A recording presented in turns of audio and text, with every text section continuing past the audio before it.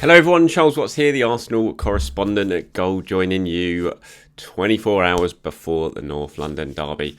It is Saturday, like I said, North London derby tomorrow at the Emirates. Hope the nerves are all right. Not doing too bad at the moment, but I know it's going to feel a little bit different tomorrow. First of all, apologies for my dishevelled look. Had an awful night sleep with my son, who is just an awful sleeper, and my daughter, who has got a cold.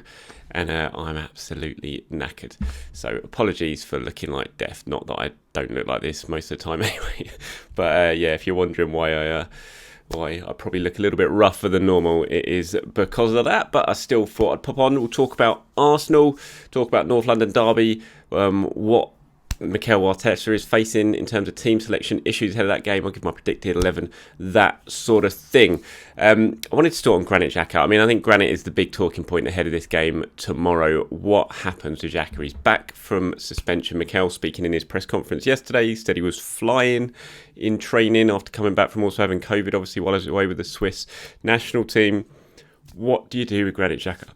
Got sent off against Man City, hasn't played the last 3 games. Arsenal have won all of the 3 games. We know that Mikel Arteta loves Granit Xhaka, really appreciates him as a player, but do you bring him straight back in? Now, I've said before on these videos what my thoughts on the situation are. I'd rather he didn't come back in for this one. I don't think he warrants it.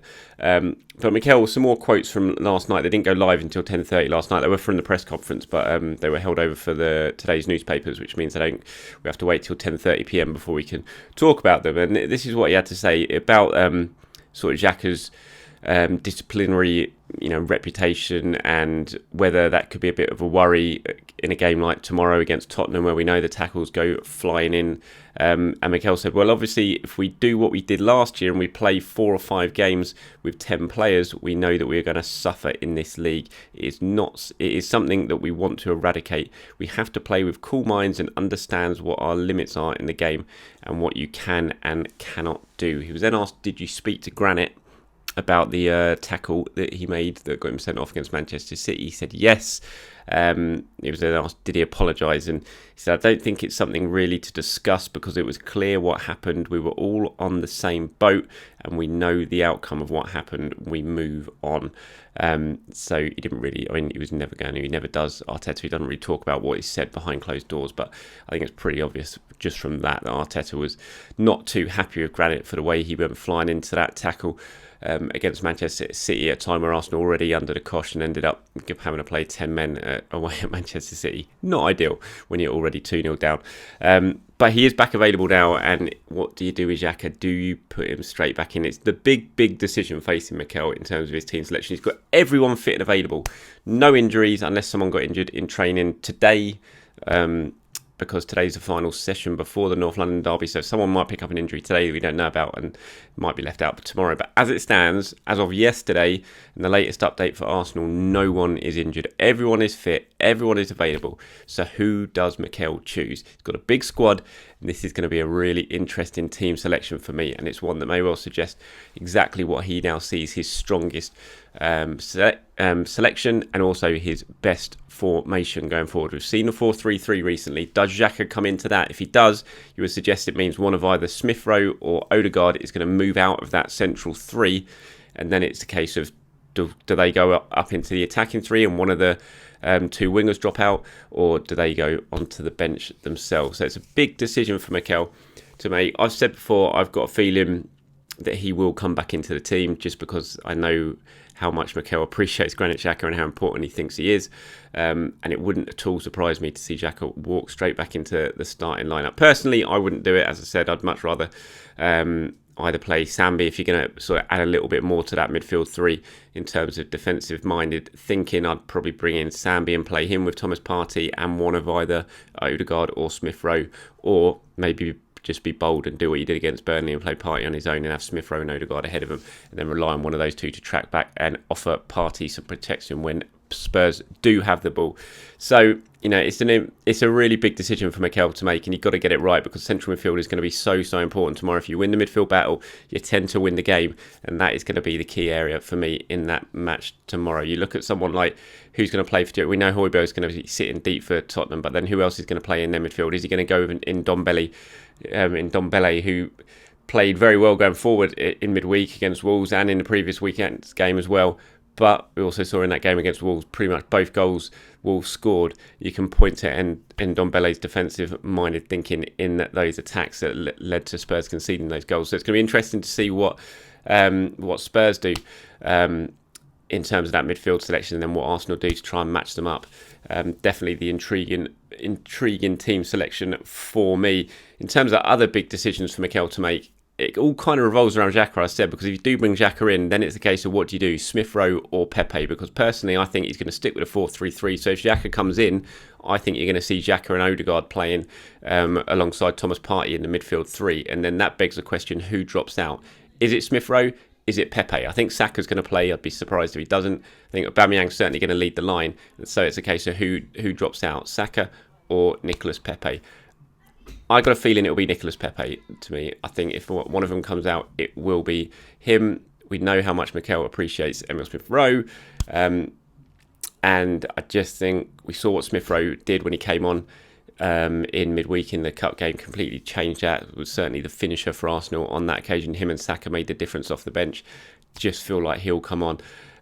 He will start ahead of Pepe if that's what Mikel chooses to do and brings in Granit Xhaka and plays him in midfield three. I just got a feeling you'll see Smith Rowe probably moved out to the left-hand side of the attack, Saka on the right, and then Auba through the middle. So that's that's one of the big decisions. And if he doesn't do that, if he does stick with the midfield three that we've seen recently, and you do play Pepe and Saka as well, it's a case of what do you do? Who plays on the left? Who plays on the right? Recently, we've been seeing Saka playing out on the right and Pepe on the left, which we saw at times last season. But then when he swapped it last season and he moved Saka out to the left and Pepe to the right, I thought both of them looked more and more dangerous. Saka struggled a little bit this season. When he came on in midweek, he played on the right and I thought he looked much, much better. Granted, he was playing against League One opposition, so you'd expect him to have more of an impact. But he just looks a little bit more natural to me on that side. Now, I'm not sure why Mikel's chosen to switch him back round, because it felt like towards the end of last season he'd settled on having Saka right and Pepe left, and it seemed to benefit both of them really. But he's moved on from that, and now he's got a decision to make again. Like I said, I would love tomorrow, if he does choose to stick with the midfield three and he does go with Saka and Pepe on the wings, I'd love to see him switch it around a little bit. So that's a big decision that is facing Mikel as well. I think those are the three crucial ones that he'll be thinking long and hard about tonight. What do you do with Granit Xhaka? If you play Granit Xhaka, what do you do with Smith Rowe and Pepe? If you don't play Granit Xhaka, what do you do with Saka and Pepe? Where do you play them, right or left? Let me know, as always, what you think the team selection should be, who should play, who shouldn't play. Love to get your comments below and go through them all. So as I said, about team news, there's nothing really to report on that. It's all good news, barring, fingers crossed, anyone getting injured in that final session today. Really intriguing who Arteta is going to go for when he's got all of those players to pick from. We know exactly what's going to happen defensively. You know, I can't see any surprise in who Mikel's going to pick in that back four. It's going to be the four that we've seen in the last couple of games. I'd be stunned, absolutely stunned, if Bernd Leno goes back in goal. I know it was suggested over in Germany that Arteta had told Leno when he first dropped out that he would be back for the North London derby. Arteta denied that outright when he was questioned about it last week, and I just can't see us anyway. There's no way you can drop Aaron Ramsdale now after coming in playing really well, keeping 2 clean sheets. It's just not going to happen. So it'll be Ramsdale in goal. I'm utterly convinced. And then then most of the side, I think now, for the first time really since Arteta's been here, picks itself. Like I said, there's a couple of areas where you're not quite sure, and mainly it all revolves around if Xhaka plays or not. But other than that, the side pretty much picks itself at the moment. I know plenty of you have been saying I want to see Lacazette start. He certainly adds more to the team than Auba does, but I just don't see it. I think Auba starts against Tottenham all day long for me, and Lacazette will be on the bench. Okay, so having said all that, here is my predicted 11 for this one. Like I always say, this isn't based on any information I've got, anything like that. It's not the team that I would absolutely pick. It's the team that I'm expecting Mikel Arteta to pick. And who knows? I'm probably going to be wrong. I tend to be wrong. So this is what I'm going to go for. Ramsdale and goal. Tomiyasu, White, Gabriel, Tierney. We know that is going to be back five as long as they're all fit and available, which we believe they are. Then I'm going to go with Partey in the middle, and I'm going to go with Odegaard and Granit Xhaka in that midfield three. That's what I think Mikel's probably going to end up going for. And then I'm going to say Smith Rowe on the left, Saka on the right, and Aubameyang as a central striker. So I think we're probably going to see Nicolas Pepe drop to the bench, and then you'll have the likes of Lacazette, Martinelli, Holding, Mari, Sambi. All those players will have to do a place on the bench, and hopefully, if needed, come on and make an impact in the second half. But again, that's not based on the information. That's just me trying to predict what I think Mikel Arteta is going to do. Can't wait for this one. Although I say can't wait, I'm always a nervous wreck for these matches. I'd get there early. If you got a ticket and you're going, I'd get there early. Getting in through the turnstiles was an absolute nightmare by all accounts on a Wednesday night against Wimbledon. It's going to be far worse tomorrow, you'd expect, because there's going to be a lot more crowd there. So if you've got a ticket, I'd get in and try and get inside the stadium early. You don't want to be stuck outside in some of the queues that we saw against Wimbledon. If you are going, enjoy it, make plenty of noise. Want to hear a real hostile atmosphere in there tomorrow, and hopefully, fingers crossed, we send that lot packing, get the win, move above them in the table, and then can look forward to Brighton after that. Thanks for watching, everyone. Have a very good Saturday, and I'll see you tomorrow.